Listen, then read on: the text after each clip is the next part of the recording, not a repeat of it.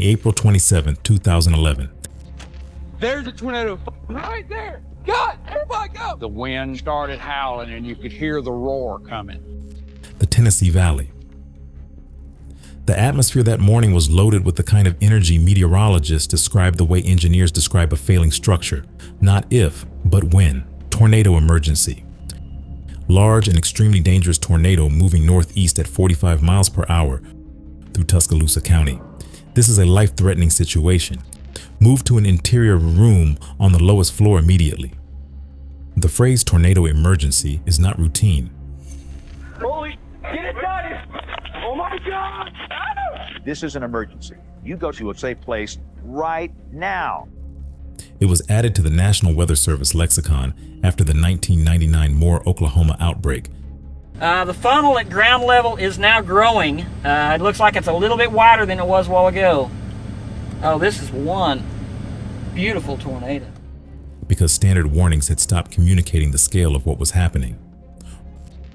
On April 27, 2011, forecasters in the Birmingham office used it, then used it again, then again after that.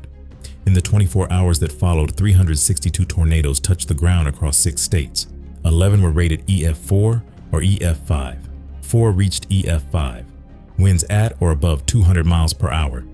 The official death toll is 316. Independent excess mortality studies found between 40 and 60 additional deaths from indirect causes, never attributed to the outbreak in any official record. The final number has never been corrected. The tornado belt most people picture runs through Oklahoma and Kansas. Flat prairie, long sight lines, minutes of visual warning. The atmosphere over Oklahoma is primed. We're looking at CAP values over 4,000, fueling these dangerous supercells. Northern Alabama is different. The terrain rolls. Forested ridges cut northeast to southwest across Blount, Marshall, and DeKalb counties. Hollow roads wind between hills where sirens don't carry.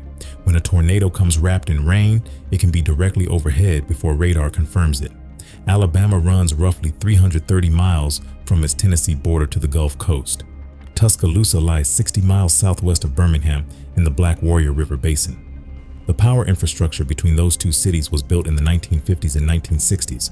Wooden poles, overhead lines through forest clearings not surveyed for structural vulnerability in years.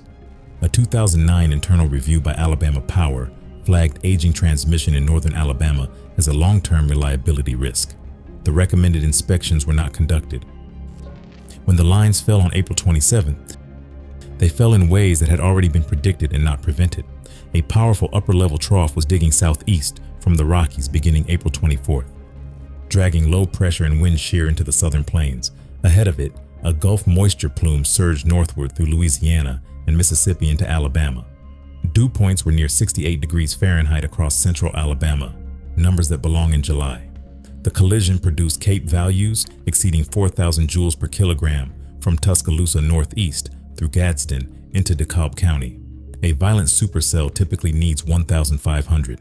The Storm Prediction Center issued a high-risk outlook at 6 o'clock in the morning before the first tornado touched the ground. The first major tornado touched down at 5:14 in the morning near Red Bay, Franklin County, Alabama, roughly 12 miles south Hackleburg, Tennessee border. It moved northeast at 55 miles per hour. By 5:40 a.m., On radar showed this tornado moving northeast at 55 miles per hour. it had entered Marion County and struck Hackleburg, destroying the residential core along State Route 129. It crossed Hamilton by 6:05 a.m., tracked through Winston County, and lifted near Moulton and Lawrence County at 7:20 in the morning. Path, 132 miles, EF5. 18 people were dead along that track before the sun had fully risen. By 9:30 a.m., supercells had organized west of Tupelo, Mississippi. By 11 a.m., simultaneous tornadoes were confirmed in Lee County, Mississippi and Lauderdale County, Alabama, parallel tracks moving northeast through the Tennessee Valley.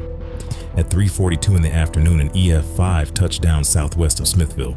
Monroe County, Mississippi crossed U.S. Highway 72 just west of town and cut northeast through the residential blocks along Main Street. Smithville had 891 residents. 15 died in under 4 minutes. At 4:43 in the afternoon, a tornado touched down near Holt, Alabama, 7 miles west of downtown Tuscaloosa. It crossed the Black Warrior River at 4:48 p.m., entered the Alberta City neighborhood, moved northeast through the Forest Lake area, and crossed McFarland Boulevard. By 5 p.m., it had exited the city's northeastern edge near Rosedale Court, continued northeast through Concord and Pratt City in Jefferson County, entered Birmingham's northwest limits near Forestdale, and lifted near Clay Shelby County at 5:55 p.m. Path: 80.7 miles. EF: 5 at peak. 64 people died along that corridor. By 6 o'clock in the evening, a second EF5 had touched down in DeKalb County, the same county struck that morning. The Storm Prediction Center later confirmed that at one point during the afternoon, 15 separate tornadoes were simultaneously on the ground. There is no protocol written for that number. Loretta Spencer, then the mayor of Huntsville, later described the day as a communication failure, not of the warnings, but of the grid that carried them. When power went out across Madison County at approximately 4 o'clock in the afternoon, the emergency notification system lost its backup broadcast feed. Residents in outlying areas went dark as evening storms moved northeast toward the city. In Tuscaloosa, 22-year-old University of Alabama student Jessica Steed sheltered in the bathroom of her apartment on 15th Street as the tornado passed 1 block north. She documented the 11 minutes between the warning on her phone and the sound of debris striking her building in a journal entry later published by the Tuscaloosa News. She wrote that she had counted seconds between lightning and thunder, the way her father taught her. When the sound stopped, the silence felt like a different kind of weather. In Hackleburg, a family on County Road 47 found their home swept from its foundation and carried 200 yards northeast when the EF5 crossed at 5:38 a.m. The father was found in a drainage ditch. His wife and son did not survive. The National Weather Service office in Birmingham issued 79 tornado warnings on April 27th. 79 warnings, one office, one day. That number has never been matched. By midnight, more than 1 million utility customers, an estimated 2.7 million people, were without power across Alabama and Mississippi. The TVA transmission corridor south through Huntsville and Decatur had lost multiple steel towers. The lines feeding Birmingham from the north had been severed at 9 points. In Lawrence, Winston, and Franklin counties, crossed by the first EF5 at dawn, entire distribution networks had been pulled from the ground. Water treatment plants in Morgan and Lawrence counties ran on electric pumps. When the power failed, the water stopped. Nursing homes in Coleman and Decatur ran emergency fuel deliveries within 48 hours. At least 3 facilities came within hours of exhaustion. Full restoration was not completed until May 9th, 12 days after the outbreak. Alabama Power acknowledged before the Alabama Public Service Commission that transmission infrastructure in 17 northern Alabama counties had not been assessed for storm vulnerability since the late 1990s. A 2012 study in natural hazards examined death records for the 22 most affected counties through July 31, 2011, and found 40 to 60 deaths above the baseline never attributed to the outbreak. Carbon monoxide from indoor generators, heat illness in the elderly, cardiac events in patients who could not reach overwhelmed emergency departments. Those deaths are not in the official count. They have never been added. The 1974 super outbreak held its record for 37 years, 148 tornadoes. For 4 decades, it was the ceiling for worst-case planning. April 27, 2011 produced 362. The record did not bend. It was replaced. There is a version of this story that ends with a number, the largest outbreak ever. 316 deaths. Filed.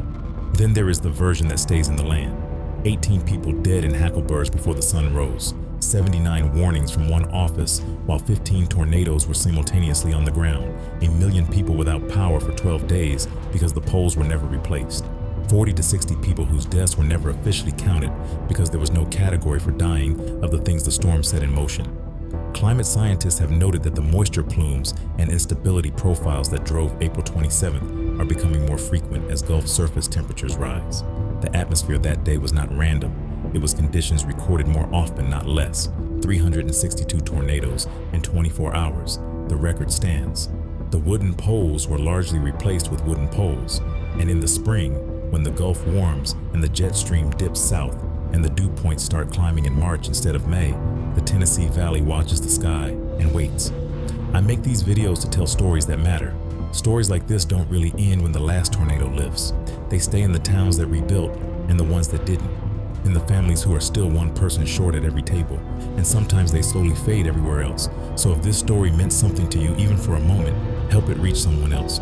A like, a comment, even just sharing it might seem small, But it genuinely makes a difference because every bit of support pushes these stories further and keeps them from being forgotten.